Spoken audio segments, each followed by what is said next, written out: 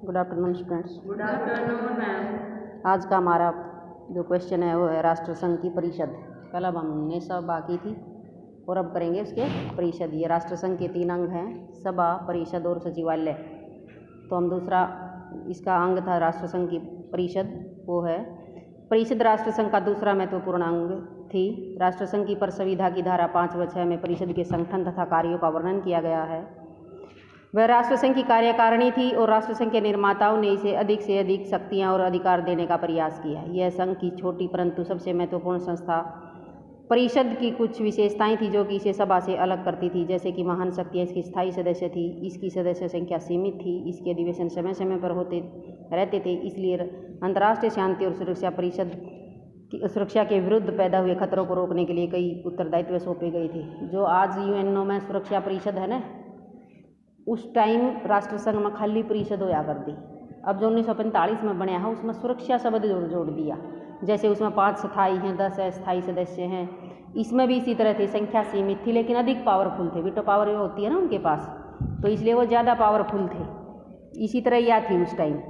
तो इस का संगठन कैसे होता था? राष्ट्रसंघ की संविधा के अनुसार अनुच्छेद 4 में परिषद के संगठन की व्यवस्था की गई थी। परिषद की 2 तरह के सदस्य होते थे, स्थायी सदस्य और अस्थायी सदस्य। स्थायी सदस्य में America, Britain, France, Italy, Japan को शामिल किया गया।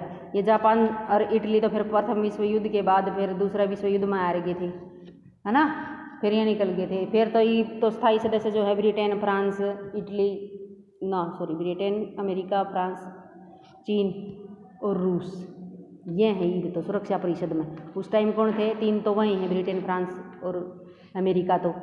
और उस टाइम ये इटली और जापान और थे, अब नहीं है ये, अब है रूस और चीन। इन दो यहाँ की जगह, इटली और जापान की जगह रूस और चीन है।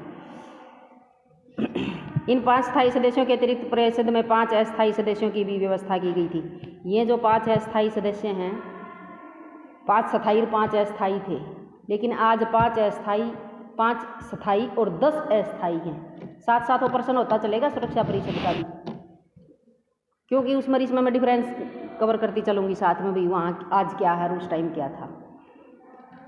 इसका चुनाव निश्चित अवधि के द्वारा सभा के द्वारा किया जाता था। सभा जो उस टाइम सभा थी और आज महासभा है। सुरक्षा परिषद आओगी तो महासभा लिख दोगे तुम, महासभा के द्वारा किया जाता। सभा को यह अधिकार दिया गया था कि वह समय समय पर परिषद के लिए छोटे राष्ट्रों में से अपनी इच्छा अनुसार प्रतिनिधि निर्वाचित करे। 1920 में यूनानी, ब्राजील, स्पेन और बेल्जियम को परिषद का अस्थायी सदस्य बनाया गया। इस तरह मूलतः परिषद में 5 स्थायी और 4 अस्थायी सदस्यों की व्यवस्था की गई।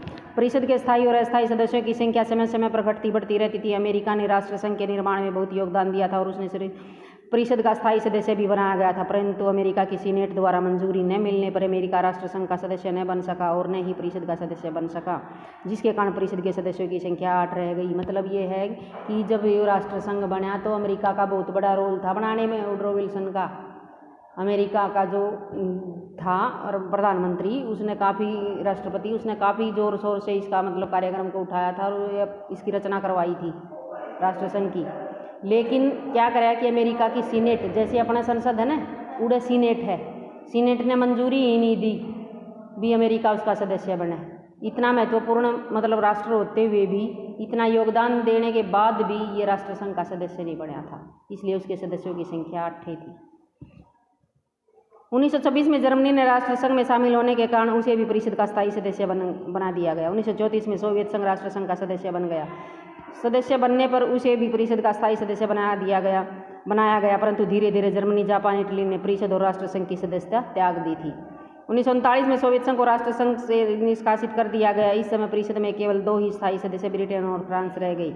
इस तरह समय समय पर अस्थायी सदस्यों की संख्या भी घटती बढ़ती रहती थी। प्रारंभ में इसके अस्थायी सदस्य 4 थे। 1922 में यह संख्या 6, 1929 में 9, 1933 में 10 और 1936 में 11 हो गई।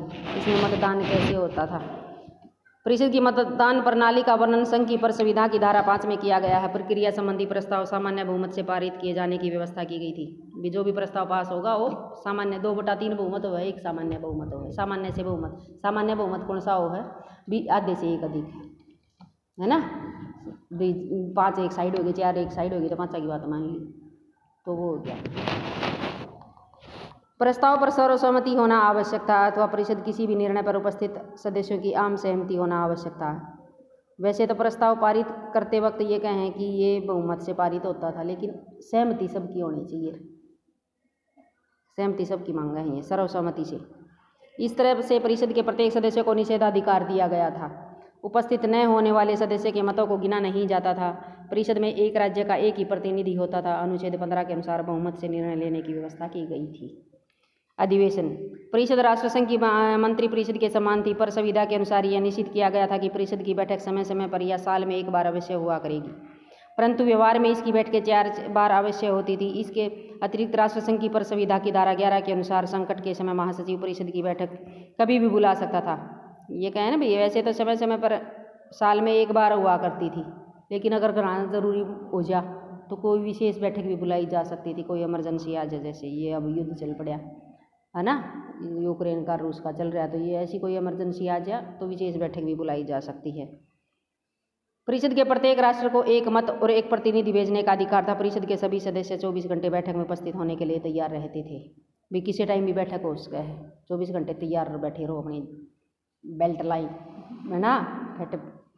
सभापति। परिषद का सभापति प्रत्येक अधिवेशन के समय बदला जाता था। परिषद के सभापति का चुनाव फ्रांसीसी वर्णमाला के अक्षर के अनुसार प्रत्येक अधिवेशन में होता था, परंतु कुछ मामलों में इस विधि का पालन नहीं किया जाता था। इसका सभापति प्रत्येक अधिवेशन में, साल में एक बार हुआ है ना, हर अधिवेशन में एक बार जो है प्रतिनिधि बदल दिया करते। ये नहीं है कि 5 साल बन गया, 3 साल एक के रहेगा चेयरमैन ना। इस सभा का, परिषद का प्रतिनिधि जो है वो हर अधिवेशन में अलग अलग होता था। इसी प्रकार अब भी है। अब जैसे अगस्त माह में सुरक्षा परिषद की बैठक हुई थी, साल में एक बार हुआ है ना, जो अब की बार आप अस्थायी सदस्य बने हुए हैं, वो जो 10 अस्थायी है ना, उनमें आपा भी हैं। तो मोदी ने करी थी ना अगस्त में, सुना भी होगा तुमने न्यूज़ में, मोदी यूएनओ की सुरक्षा परिषद की का प्रतिनिधित्व करने लग रही हैं। 1 महीना, अगस्त का महीना पूरा मोदी ने ऑनलाइन, मतलब ये उस पर ही बैठक चल रही थी। फिजिकली तो उपस्थित नहीं हो पाए थे सभी, क्योंकि कोरोना के कारण ऑनलाइन उनका था, ये मीटिंग अधिवेशन ऑनलाइन था। तो सारी अध्यक्षता मोदी ने करी थी, पूरी इमेज बनी थी। भाई देखो, अस्थायी सदस्य होते हुए भी प्रतिनिधि मिल गया। वैसे तो ये 5 जो वीटो पावर जिनके पास 5 स्थायी देश है, इन्हीं को प्रतिनिधि बनाया जाता था हर बार, लेकिन अब की बार मोदी की इमेज के कारण उसको इसका प्रतिनिधि बनाया गया। जबकि भारत एक अस्थायी देश है, लेकिन अस्थायी भी ये 2 साल के लिए बनाया करें, बार बार समय समय पर बनते रहते हैं। यहाँ 3-4 बार बन लिए हाँ अब तक, जो करीब बन गए, फिर थोड़े साल पाछे फिर अपना नंबर आ जाएगा, राउंड के अनुसार आमदार आकर। तो ये अपना एक प्रतिनिधि चुना है। इसके कार्य और शक्तियाँ। परिषद राष्ट्रसंघ का महत्वपूर्ण अंग थी, परंतु इसके कार्य स्पष्ट नहीं थे। इसका कार्य क्षेत्र भी उतना ही व्यापक था जितना कि सभा का। परिषद को मुख्य रूप से 2 कार्य करने पड़ते थे। प्रथम, अंतर्राष्ट्रीय सहयोग के विकास के लिए प्रशासकीय निकाय संबंधी कार्य, और द्वितीय, विवादों के शांतिपूर्ण हल के लिए मध्यस्थ संबंधी कार्य। जो युद्ध वगैरह हुआ है ना, मेन तो इसका काम क्या था, शांति स्थापित करना, युद्धों को रोकना और अंतर्राष्ट्रीय सहयोग बढ़ाना। पहला है इसका प्रशासनिक कार्य। राष्ट्रसंघ के सभी प्रशासनिक कार्य परिषद ही करती थी। यह राष्ट्रसंघ की कार्यकारिणी थी। इसके निम्नलिखित अंग थे। पहले कार्य पर नियुक्तियाँ। परिषद सचिवालय की सभी तरह की नियुक्तियाँ करती थी। राष्ट्रसंघ के महासचिव की नियुक्ति सभा की सहायता से परिषद करती थी। विभिन्न प्रकार की विशेष समितियाँ जो नियुक्तियाँ परिषद ही करती थी। जो पीछे कल पड़ी थी ना, 6-7 समितियों की नियुक्ति की जा, वह भी इसी के द्वारा की जा। और विभिन्न राज्यों का प्रतिनिधित्व यह स्वयं करती थी। प्रशासन संबंधी कार्य। प्रथम विश्व युद्ध के पश्चात राष्ट्रसंघ को कुछ क्षेत्रों पर प्रशासन करने का उत्तरदायित्व सौंपा गया था। राष्ट्रसंघ इन क्षेत्रों पर प्रशासन परिषद के माध्यम से वो करती थी। जिन क्षेत्रों पर प्रशासन का कार्य परिषद को सौंपा गया था, उनमें 4 घाटी और जिंग नगर प्रमुख है। इसके लिए एक शासी आयोग की स्थापना की गई थी। अल्पसंख्यकों के हितों की रक्षा। राष्ट्रसंघ ने जर्मनी, पोलैंड व यूरोप के अन्य भागों में रहने वाले अल्पसंख्यकों के हितों की रक्षा का दायित्व परिषद को सौंपा था। इस संबंध में भी कोई निर्णय लेने का अधिकार परिषद को प्राप्त था। शासनाधिष्ठ आयोग। राष्ट्रसंघ की परिषद ही स्थायी शासनाधिष्ठ आयोग के सदस्यों का गठन करती थी। परिषद आयोग द्वारा प्रस्तुत प्रतिवेदनों पर भी विचार करती थी। इसके लिए यह विभिन्न समितियों का गठन करती थी, परंतु इस संबंध में वास्तविक शक्तियाँ सभी के पास थी। महासभा में बनाया कर दी, वैसे तो यह सभा में तो सभी के पास थी, लेकिन मैं ये भी हूँ उनमें, तो इनका भी काम हो गया। निशस्त्रीकरण आयोग का गठन। राष्ट्रसंघ की धारा 8 के अंतर्गत अस्त्र शस्त्रों को कम करने के लिए परिषद विभिन्न देशों की सरकारों से विचार विमर्श करती थी। परिषद की सहायता के लिए राष्ट्रसंघ में एक स्थायी निशस्त्रीकरण समिति की व्यवस्था की गई थी। यह समिति सैनिक, नौसैनिक और हवाई युद्ध आदि प्रश्नों के संबंध में परिषद को सलाह करती थी। अन्य प्रशासनिक कार्य। उपयुक्त कार्यों के अतिरिक्त परिषद कुछ अन्य प्रशासनिक कार्य भी करती थी। इन कार्यों में सभा के प्रस्ताव को कार्यान्वयन, सभा के साथ मिलकर अंतर्राष्ट्रीय न्यायालय के न्यायाधीशों का निर्वाचन, परिषद के अतिरिक्त स्थायी सदस्यों का चयन, राष्ट्रसंघ के तकनीकी कार्यों का निरीक्षण आदि शामिल करना है। नंबर 2 है मध्यस्थता संबंधी कार्य। मध्यस्थता तुम समझते हो ना, जब दो देशों में युद्ध चल रहा तो तीसरा देश मध्यस्थता कराया करे। ये भारत से उम्मीद की जा रही है कि रूस यूक्रेन का युद्ध कैसे भारतीय मध्यस्थता करके इसको कम करवा दे। राष्ट्रसंघ की स्थापना का मुख्य उद्देश्य विश्व शांति और सुरक्षा की स्थापना करना था। इसके लिए वह कई कदम उठा सकती थी। इसके प्रमुख थे बातचीत द्वारा मध्यस्थता, पंच निर्णय, सैनिक कार्रवाई। पचला गेड़ा बड़े थे ना, शांति स्थापित करने के साधन आए थे ना, बातचीत द्वारा, मध्यस्थता द्वारा, पंच निर्णय द्वारा, सैनिक कार्रवाई द्वारा थे ना। अंतर्राष्ट्रीय विवादों को सुलझाने के लिए मध्यस्थता की भूमिका अदा करना एक महत्वपूर्ण कार्य था। राष्ट्रसंघ की परिसंविधा के अनुसार 10 से 17 तक विश्व शांति और युद्धों से बचाव के लिए कई व्यवस्थाएं की गई थी। अनुच्छेद 12 के अनुसार राष्ट्रसंघ सदस्य और गैर सदस्य राष्ट्रों के मध्य उत्पन्न होने वाले झगड़ों के हल के लिए परिषद के माध्यम से कुछ कदम उठा सकता है। वह आपसी बातचीत, मध्यस्थता, सम्मेलन और न्यायालय के द्वारा शांतिपूर्ण ढंग से विवादों को हल कर सकता है। एक तो राष्ट्रसंघ के सदस्य और एक गैर राष्ट्रसंघ के सदस्य, अगर उनमें कोई विवाद हो जाए ना तो उन विवादों को हल करती थी। अनुच्छेद 13 के अनुसार यदि राष्ट्रसंघ सदस्यों के बीच वही विवाद उत्पन्न हो जाए तो भी, जो इसके 62 देश थे ना, उन 62 देशों के मध्य कोई विवाद हो जाए तो उनके आपसी संबंधों में कटुता आ जाए या न्यायिक निर्णयों की अवहेलना कर दी जाए तो ऐसे मामलों को वह परिषद को सौंप सकती है। कुछ अनुच्छेद 15 को हल करने, कुछ विवादों को हल करने के लिए, हल निकालने के लिए परिषद संबंधित विवाद को सभा के समक्ष पेश करती थी। अनुच्छेद 15 के अनुसार राष्ट्रसंघ की परिषद आने वाले विवादों की पहले जांच पड़ताल करती है कि वह विवाद आंतरिक है या बाहरी। भैया बाकी से के आंतरिक मामले में हस्तक्षेप तो करना ही नहीं था राष्ट्रसंघ ने, प्रभुसत्ता संपन्न देश थे सभी, तो वो पहले तो ये जांच पड़ताल कराया करती कि ये विवाद कोई आंतरिक है किसी देश का या बाहरी है। यदि विवाद आंतरिक है तो परिषद कोई कार्रवाई नहीं कर सकती थी। यदि कोई राष्ट्रसंघ के निर्णयों की अवहेलना करता था तो परिषद में उस स्थिति में उस राष्ट्र के विरुद्ध आर्थिक पाबंदी लगाने और आवश्यकता पड़ने पर सैनिक कार्रवाई करने की व्यवस्था की गई थी। भाई जो भी न्यायालय निर्णय देता था ना राष्ट्रसंघ के, अंतर्राष्ट्रीय न्यायालय इसका अंग है, आज भी है, उस टाइम में था, तो उसके द्वारा दिए गए निर्णय को ना मानने पर उसके खिलाफ सैनिक और आर्थिक प्रतिबंध लगाए जाते।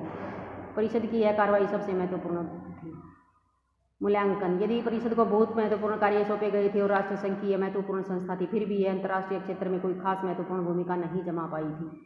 परिषद के पास अपने निर्णयों को लागू करने की शक्ति नहीं थी। इसे कई विवादों को अच्छी तरह से हल भी किया था जिससे विश्व शांति को खतरा पैदा हो सकता था। ऑस्ट्रिया की वित्तीय सहायता सुधारने में इसने महत्वपूर्ण योगदान दिया।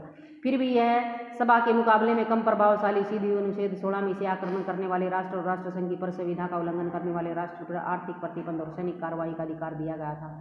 परंतु इस क्षेत्र में केवल यह परामर्शदात्री संस्था ही थी। केवल एक बार सन 1935 में आक्रमण प्रतिबंध का प्रयोग इटली के विरुद्ध किया गया जब उसने अबिसीनिया पर आक्रमण किया, परंतु यह बड़े राष्ट्रों के विरुद्ध कार्रवाई करने में असफल रहा।